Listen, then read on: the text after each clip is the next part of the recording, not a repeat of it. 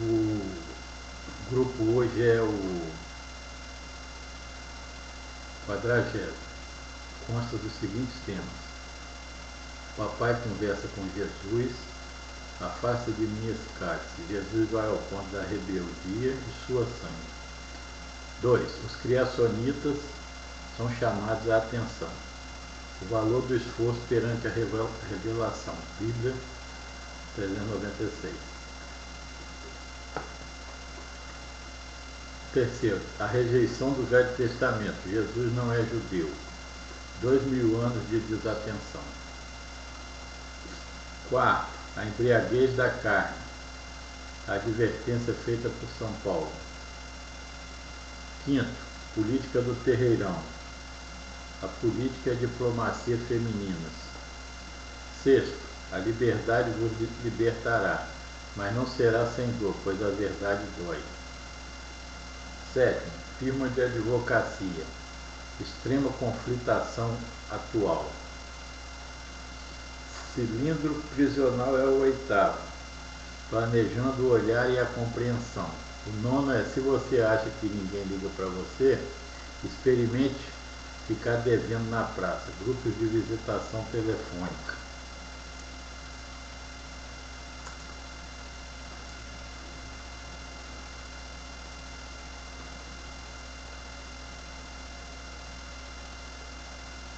O 10º é vestido e saias, sexualidade e representação.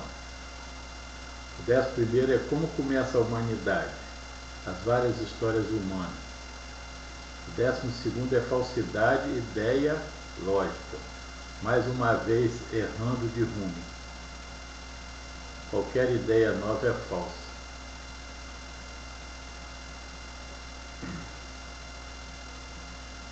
Décimo terceiro, pensamento naturalista e agnóstico, o absoluto, a confusão natural quanto aos pares. 14º, sobre trabalho uterino, castigando as mulheres. 15º, só love, a mudança no conhecimento. É um livro, um espetáculo do crescimento. Fala dessa pessoa, Solov. Não sei como pronuncia. S-O-L-O-W. E o último é um dos grandes temas, portual. Porto cultural. Como enviei em 1987 ao senador, destinar todo o Porto de Vitória à construção do centro. O primeiro, então, é a respeito de Papai conversa com Jesus. Afasta de mim esse cálice. Jesus vai ao ponto da rebeldia e sua sangue.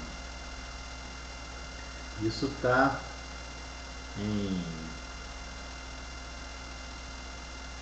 Lucas 22, 39 a 44, 46, aliás. E diz assim, 44, Lucas 22, 44. Estando angustiado, ele orou mais intensamente, e o seu suor era como gotas de sangue que caiu no chão. E depois, em outra citação bíblica, diz: Jesus entra em agonia e sua sangue.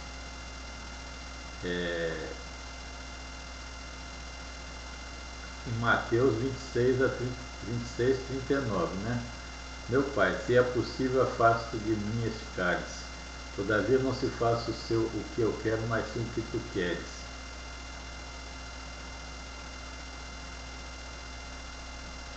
Em Lucas 22, 44, que foi aquele que a gente viu agora há pouco. Está em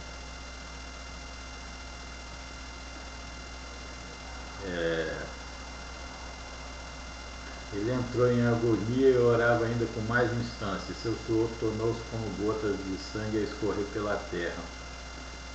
Depois tem Mateus também, né? Mas, enfim, está nos testamentos lá, nos 4 testamentos. no Novo Testamento, nos 4 evangelhos. E então nós temos lá no Getsemane, no Monte das Oliveiras, onde eu vi aqui na internet onde eram prensadas as oliveiras. E tem um lugar aqui que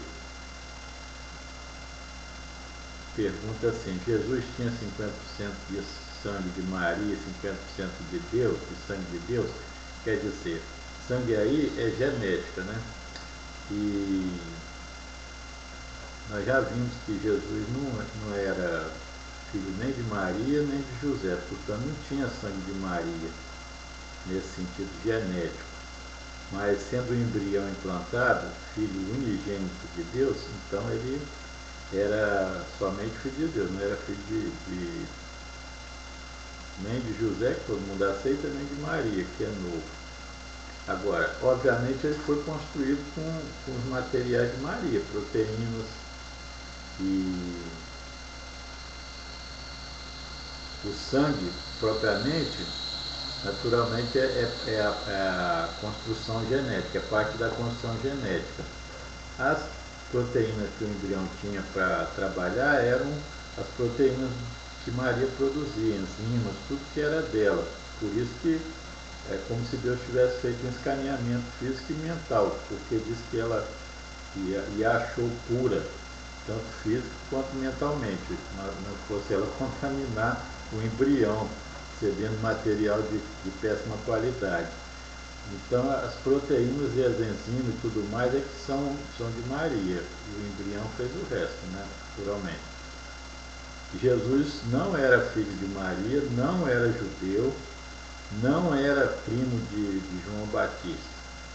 Ele tinha 100% de genética de Deus. Mas aí, quando ele foi, depois de já ter aceitado aquela situação avassaladora, no mínimo, né? Ser morto na cruz, ele ainda tentou rejeitar, pediu clemência, afasta de mim esse cálice. Pediu para não participar daquele horror. Se ele pediu, quanto mais você e eu. Então, afasta de mim esse cálice de fel, né? Não deixe que aconteça comigo. Mas Deus naturalmente foi intransigente.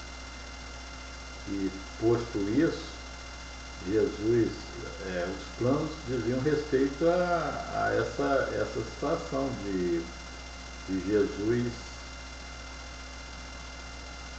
de passar por aquela situação para construir as equações no que seria o futuro de lá, daquele tempo, e é o nosso presente agora. Então, Deus disse não, e ele teve que passar pelo constrangimento, mas no último momento ele esteve muitíssimo perto da rebeldia. Ele ficou furioso e começou a suar sangue, até que naturalmente baixou a cabeça e aceitou o destino. E com isso, como dizem, né, resgatou a humanidade. Por quê? Porque as pessoas se tornaram boas, decentes depois daquilo. Elas não continuaram como eram entre os romanos, entre os judeus, entre todos os povos antigos. Inclusive os povos orientais continuaram sendo daquele jeito, os árabes, etc. e tal. Mas os povos judeus e depois os romanos, os povos do Império Romano, foram resgatados. Pelo quê? Foram resgatados para um projeto, o projeto de Deus. Obviamente Jesus, no último instante, tanto pediu, como diz as crianças hoje em dia, na boa, quanto desejou não fazer mais parte daquilo. E desejou de uma forma tão intensa, tão irritada, irada, que ele começou a suar sangue. A rebeldia foi ao ponto, foi ao limite. Ele não queria de jeito nenhum, mas se conteve e aceitou. Você imagina só o que é. A humanidade deve ter um valor imenso para Deus e para Jesus, para ela passar por esse, para ele passar por essa situação de sofrimento humano, que é o de menos, e sofrimento divino, que é realmente o mais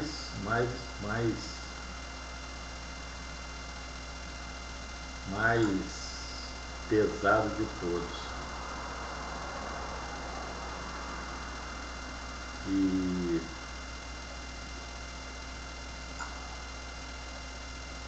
Jesus,